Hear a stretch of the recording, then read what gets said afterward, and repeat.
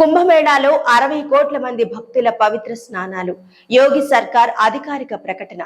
పుణ్య స్నానం ఆచరించిన భక్తుల సంఖ్య 60 కోట్లు దాటిందన్న యూపీ సీఎం యోగి.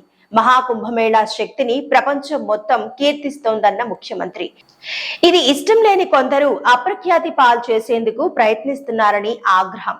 ప్రయాగ్రాజ్ లో జరుగుతున్న మహాకుంభమేళాలో భాగంగా త్రివేణి సంగమంలో ఇప్పటి వరకు పుణ్య స్నానం ఆచరించిన భక్తుల సంఖ్య 60 కోట్లు దాటినట్లు యూపీ సీఎం యోగి ఆదిత్యనాథ్ తెలిపారు. మహాకుంభమేళా శక్తిని ప్రపంచం మొత్తం కీర్తిస్తోందని చెప్పారు. ఇది ఇష్టం లేని కొందరు అప్రఖ్యాతి పాలు చేసేందుకు ప్రయత్నిస్తున్నారని దుయ్యబట్టారు.